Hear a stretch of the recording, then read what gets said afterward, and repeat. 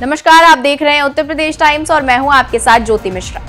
आइए नजर डालते हैं आज की 7 बजे की 7 बड़ी खबरों पर। कन्नौज से अखिलेश यादव और डिंपल यादव के करीबी नेता नवाब सिंह यादव को गिरफ्तार कर लिया गया है। उनके ऊपर नाबालिग लड़की के साथ दुष्कर्म का आरोप लगा है। नवाब सिंह अखिलेश यादव के पुराने साथी हैं और हमेशा से उनके करीबी रहे हैं। नवाब अखिलेश की पत्नी डिंपल यादव के प्रतिनिधि भी रह चुके हैं।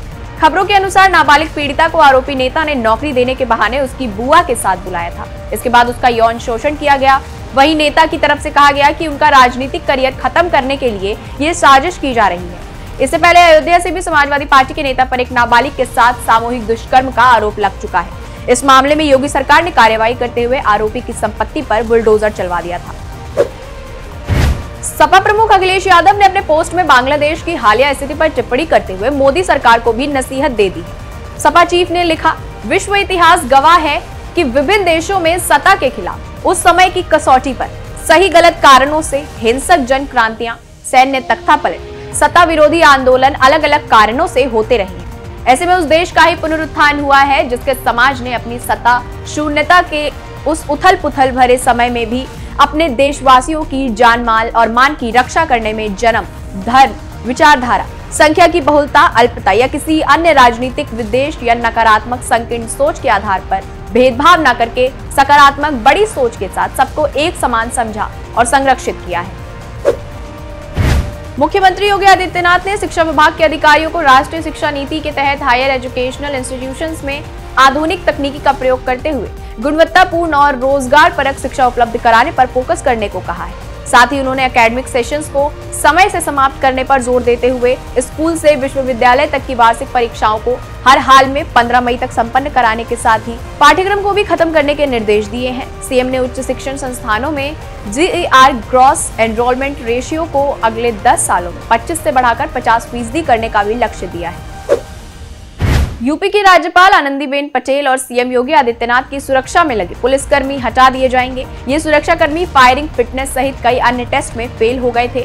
नए सुरक्षा कर्मियों की तैनाती के लिए सुरक्षा शाखा टेस्ट ले चुका है। अब उनका सर्विस रिकॉर्ड मांगा गया है। सर्विस रिकॉर्ड की जांच के बाद प्रशिक्षण होगा और सुरक्षा कर्मियों की तैनाती का कार्य भी शुरू हो जाएगा।